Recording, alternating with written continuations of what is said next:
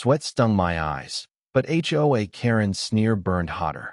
The woman had the audacity to stand on my lawn, preaching about community standards, while the thermometer hit 102 degrees Fahrenheit.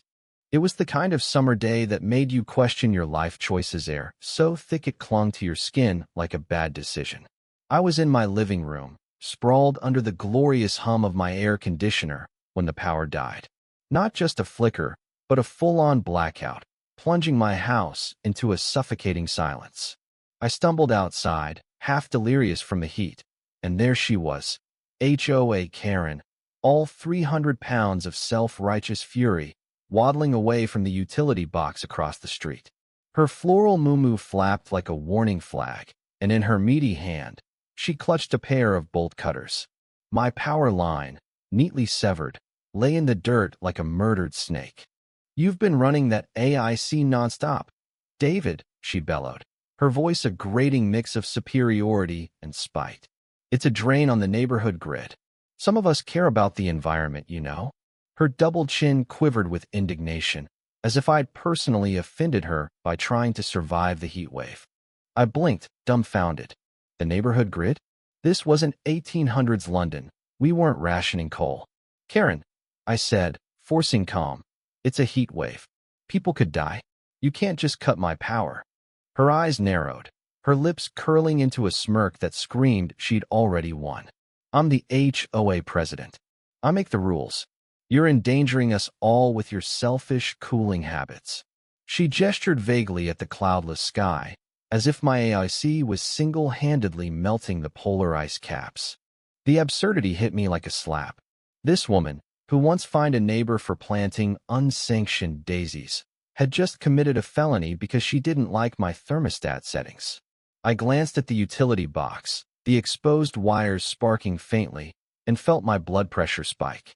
"You're insane," I muttered, pulling out my phone to call the power company. Karen scoffed, waddling back to her pristine McMansion, where I'd bet her own AC was blasting at Arctic levels. By noon, the street was a pressure cooker both literally and figuratively. My neighbors, Maria and Jamal, joined me outside, their faces slick with sweat and fury. Maria, a nurse who'd just worked a 12-hour shift, was livid. "She did what?" she spat, her voice trembling. "My kid's asthma pump runs on electricity, David. This isn't a game."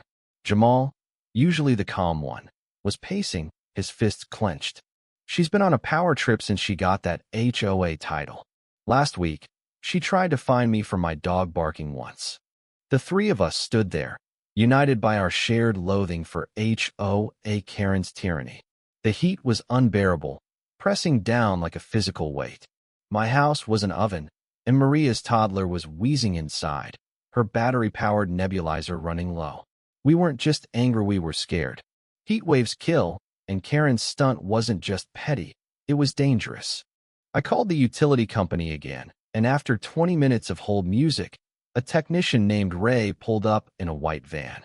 He took one look at the severed line and whistled. "This ain't no accident," he said, jotting notes on a clipboard. "Whoever did this is looking at serious charges. Endangerment, vandalism, maybe worse." I pointed at Karen's house, where she was now lounging on her porch, sipping iced tea like a queen overseeing her fiefdom. Ray's jaw tightened. "HOA type, huh? Seen her kind before." Maria, ever the strategist, had already snapped photos of the crime scene. "I'm reporting this to the police," she said, her voice low but fierce.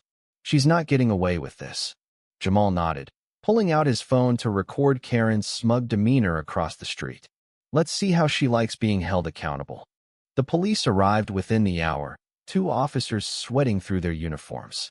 They listened as we explained the situation, their expressions shifting from professional neutrality to barely concealed disgust. "She cut the power in a heat wave?" Officer Lopez asked, incredulous. "With kids and elderly folks around?" He glanced at Maria, who was fanning her toddler with a magazine, and shook his head. "That's reckless endangerment. We'll need a statement." Karen, sensing trouble, waddled over, her face a mask of feigned innocence. "Officers, this is a misunderstanding," she chirped, her voice saccharine. "I was protecting the neighborhood." His AC usage was driving up everyone's bills. She pointed at me like I was the criminal, her chins wobbling with conviction. Officer Lopez wasn't buying it. "Ma'am, you don't get to play vigilante with utility lines. That's a felony." Karen's face paled, but she doubled down, her voice rising to a screech. "I'm the HOA president. I have authority." The second officer, a no-nonsense woman named Carter, raised an eyebrow. "Not over public utilities, you don't." "Step back, ma'am." The neighborhood was watching now, curtains twitching as people peeked out. Karen's reign of terror had alienated half the block. Her fines for unapproved mailboxes, her complaints about kids' chalk drawings, her obsession with uniform lawn lengths. This was the breaking point. A few neighbors even clapped as Officer Carter read Karen her rights, her bolt cutters confiscated as evidence. The aftermath was chaos. The utility company restored my power by evening, but Maria's toddler had to visit the ER for her asthma, and Jamal's elderly mother nearly collapsed from heat exhaustion. The police report listed Karen's actions as reckless endangerment, vandalism, and trespassing. Social media exploded when Maria posted the photos, the hashtag HOA trending locally by nightfall. Someone, probably Jamal, scrawled the story's title on a fence near the utility box, a public shaming that felt like poetic justice. Karen's fall was swift. The HOA board, pressured by the neighborhood's outrage, stripped her of her presidency. Lawsuits piled up, mean for property damage, Maria's for medical expenses, Jamal's for emotional distress. Karen tried to spin it, claiming she was saving the planet, but the judge wasn't impressed. She was fined heavily, ordered to pay restitution, and sentenced to community service. Ironic for someone who claimed to love the community. Weeks later, I saw her cleaning graffiti off the community center, her muumuu swapped for an orange vest.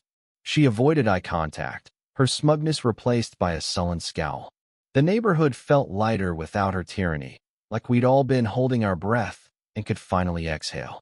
Maria's kid was back to giggling in the sprinklers, and Jamal's dog barked freely without fear of a fine. The heat wave eventually broke, but the lesson lingered. Power isn't just electricity, it's the ability to harm or help, to divide or unite. Karen chose the former, and the neighborhood chose to fight back. Sometimes, justice is as simple as a community saying, "Enough." The end.